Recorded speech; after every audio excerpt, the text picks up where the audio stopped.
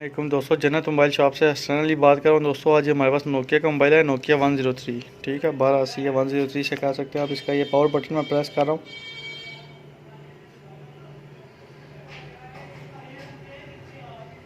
Power button मैंने इसका press किया हुआ है तो वहाँ पे सिर्फ 2 की रीडिंग आ रही है और इससे आगे मोबाइल ये पावर बटन छोड़ दिया मैंने अभी। तो ये देखें, पावर बटन छोड़ दिया है, रीडिंग 2 पे स्टक है। ये देखें, पावर बटन छोड़ दिया, रीडिंग 2 पे स्टक है। अगर पावर बटन दबा के रखा हुआ है आपने, रीडिंग 2 से 3 पे जाके वापस आ रही है, ठीक है, तो इसका मतलब है सॉफ्टवेयर का मसला है।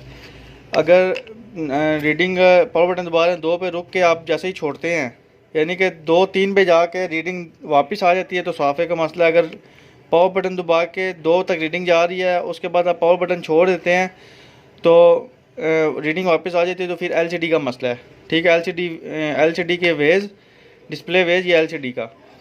जिस तरह अभी ये पावर बटन दबाने के बाद 2 पे स्टक है, तो इसका क्या मसला हो सकता है। आपको पहले मैंने 101 करके दिखाया कि उसकी हमने इन्फो ली थी, तो उसकी इन्फो में लिखा हुआ आ गया था कि एलसीडी टेस्ट फेल्ड।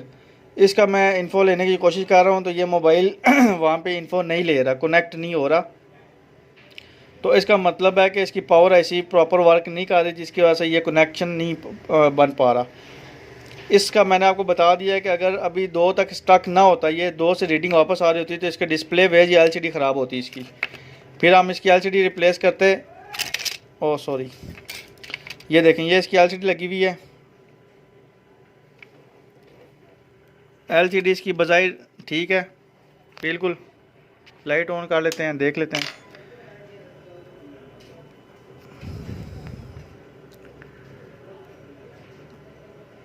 तो अब इसकी एलसीडी ठीक है और इसकी पावर आईसी में फ़ॉल्ट है।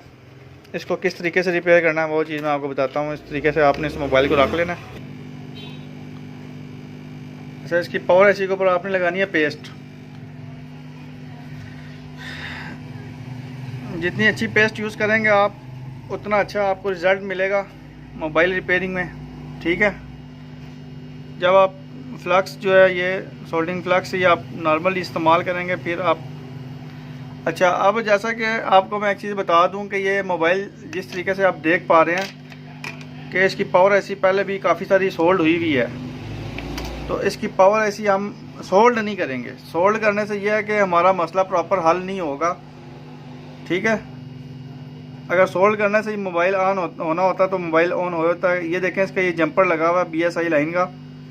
बीएसआई लाइन का भी किसी ने जंपर लगा के देखा है, तो ये मैंने नहीं लगाया, ये पहले की लगा हुआ है, तो ऑन नहीं हुआ मोबाइल। तो अभी इसकी पावर ऐसी सिर्फ सोल्ड करने से हमारा मसला हल नहीं होगा, मैं आपको बता रहा हूँ। ये देखिए, पावर ऐसी हमने इसकी उठा लिया। उसके बाद का प्रोसीजर ये है हमारा कि पावर आईसी को हम यहाँ पे रखेंगे। इसके ये पॉइंट जो है हम अच्छे तरीके से साफ़ करेंगे। थोड़ा सा यहाँ से रश कम कर लेते हैं।